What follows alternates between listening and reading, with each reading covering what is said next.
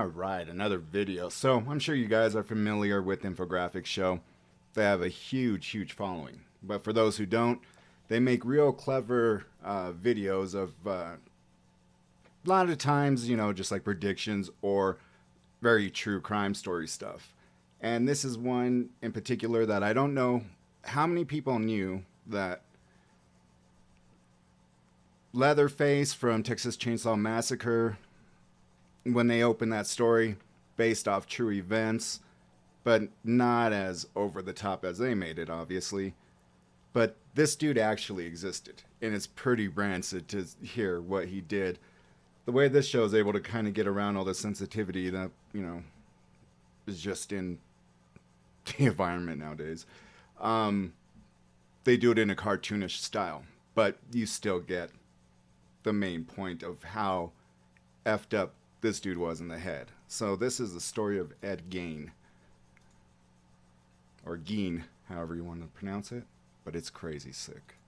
So far we've covered perhaps the most well-known serial killer in Jack the Ripper, the most beastly in Ted Bundy, and now we are about to enter the realm of perhaps the weirdest savage ever to hold a place in the serial killer Hall of Infamy. He was the inspiration behind the Hitchcock classic movies Psycho, as well as the Texas Chainsaw Massacre, and to some extent, The Silence of the Lambs. There hasn't really been anyone that shocked the world as much as this guy. Just ask the cops that discovered his house of horrors, the ones that didn't succumb to a nervous breakdown anyway. If you haven't heard of him, you're in for a surprise. So welcome to this episode of the Infographics Show, America's strangest serial killer, Ed Gein. First of all, we should say that Mr. Gein was not close to someone like Ted Bundy on the nasty scale, nor was he as brutal as Jack the Ripper or as despicable as H.H. Holmes. If anything, the man was warped beyond comprehension. Also known as the Butcher of Plainfield, Gein was no doubt mentally ill to an unfathomable degree. So, many of you will have heard of the movie Psycho. It's rather old, and most likely older than most of you watching. You might have heard of the series The Bates Motel, which is based on that movie. Well, the main character in the movie was based on Ed Gein, and indeed, Gein was said to have been brought up in an abusive family with a very oppressive and hyper-religious mother. He was born on August 27, 1906, in a place called La Crosse, Wisconsin. According to serial killer websites, Gein had a beleaguered childhood, having to listen to his mother's frantic preaching regarding sin and lust and the inevitable hell they would lead to.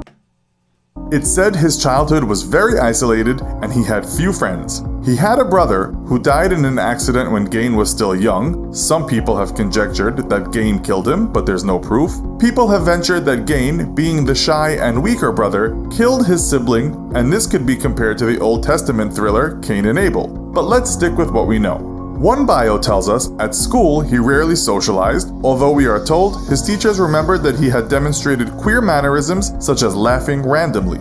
Later in life, his family moved to a farm, and there Gein became even more isolated. His mother may have been strict, but it said Gein was obsessed with her. He adored her. She told him that having relationships with women was a sin, and that all other women besides herself were prostitutes, and dating them essentially meant being in league with Satan himself.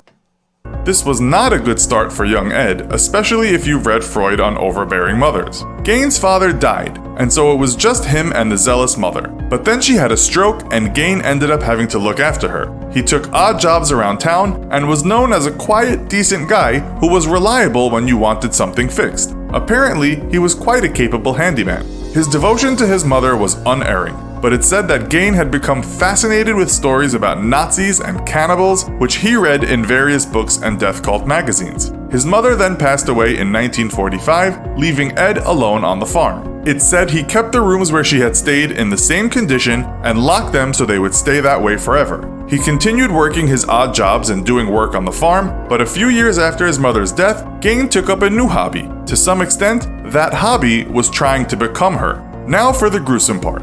As we said, Gein was not a prolific serial killer, but what he did do makes up for the low body count. In 1957, a woman that worked at a local hardware store went missing.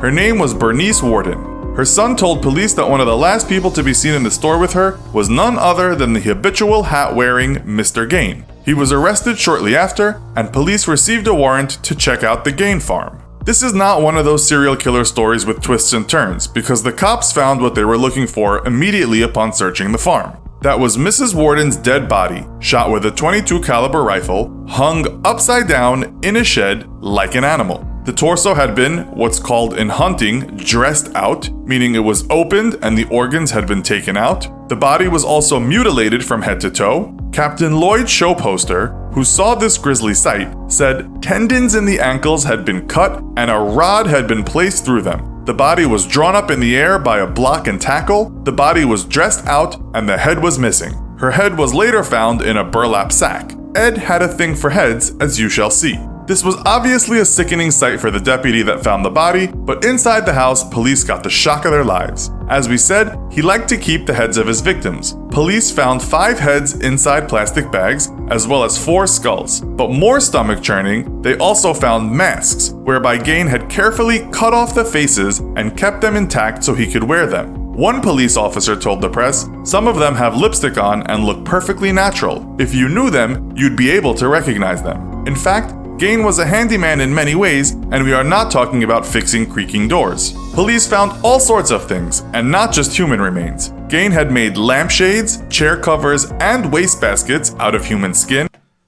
He had human skulls sitting atop bedposts, and in the kitchen you could find bowls made from skulls. A la Psycho, he made a skin corset that he could get into and thereby be a woman, or more specifically, his mother. He didn't leave out the bottom half, having made leggings out of skin as well as skin socks. Perhaps his piece de resistance in terms of fashionable items was a belt made from women's nipples. He also had a collection of noses and vulvas. If Ed wanted, he could become a woman by wearing all of this. But it wasn't all about dressing up. He even had lips he could grab hold of on the end of curtain drawstrings. According to one website, Gein would wear a death mask and the skin clothes and then go and dance around in the garden with his costume on. We cannot confirm this though. It doesn't really matter because Gein admitted he liked to wear the suit to become his mother, so just the thought of him watching TV in his face mask and skin suit is horrifying enough. Now, Gein didn't kill people for all of his handiwork. He told police that much of his raw material was gathered by robbing local graves. He did, however, admit to at least one more murder, and he was suspected of having killed more women.